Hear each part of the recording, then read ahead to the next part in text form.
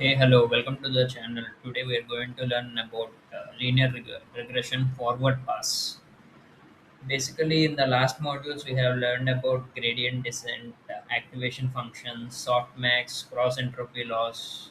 All these we are going to put together. And forward linear regression forward pass is the first step of model training in this form. There are other things that are involved, but here up to this videos.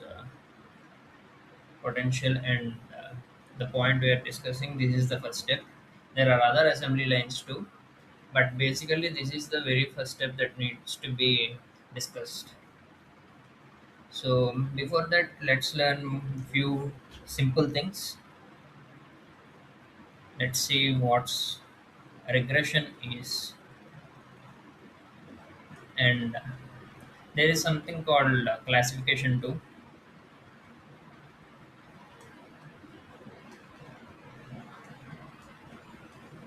So basically in regression, we predict a number or a value that we want after some point.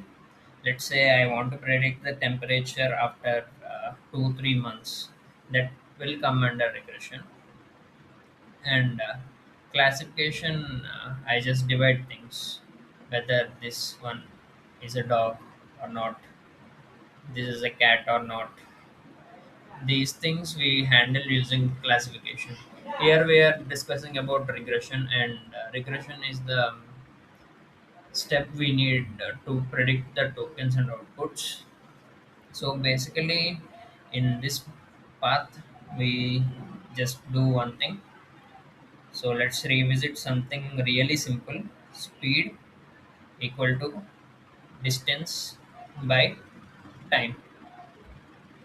This is the very basic formula where we predict the speed by dividing the distance with the time.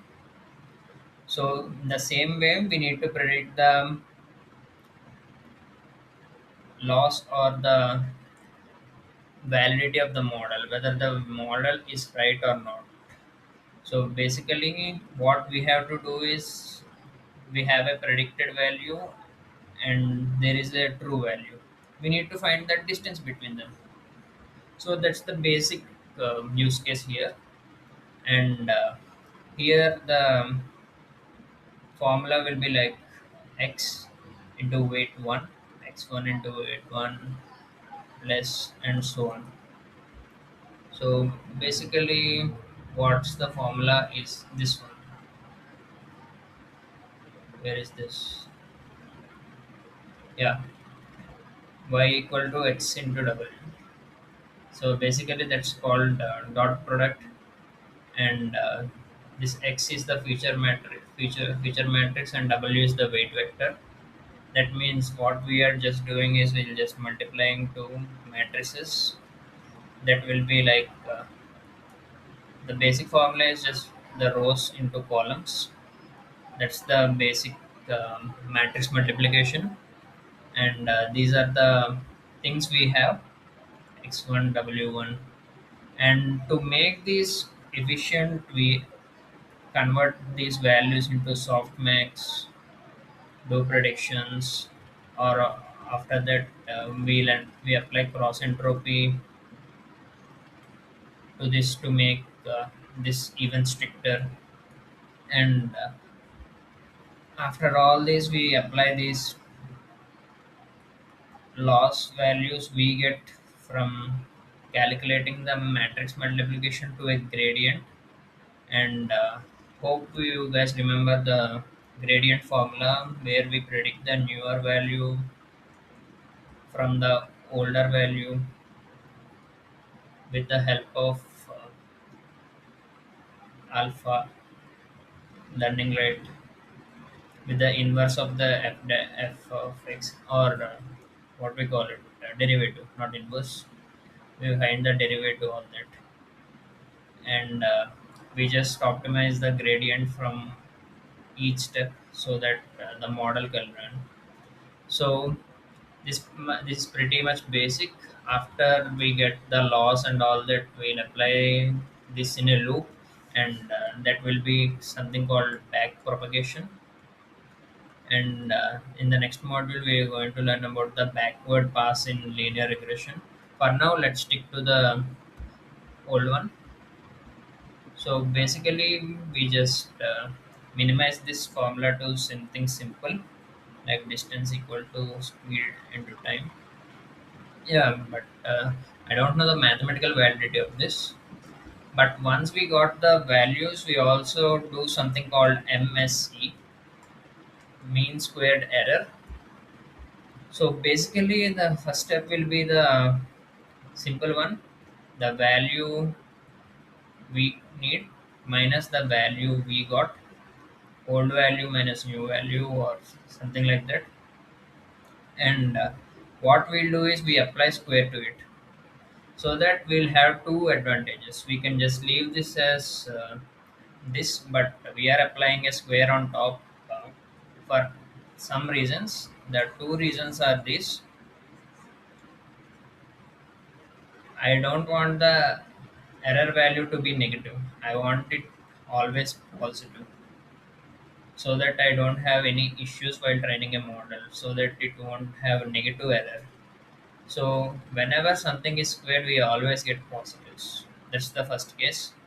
And for the second case, we are going to use this MSC and penalize the models to work more. So we want it to be maximized. So whenever something is squared, it will be maximized up to its total potential. So it's like 2 square, 4 square. Basically, we'll just x times x, something simple as that.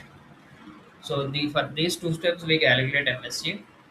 So basically, those are the two formulas we need to learn, and this is called the bowl analogy, where we maintain the weights so that there won't be any loss, high loss or low loss.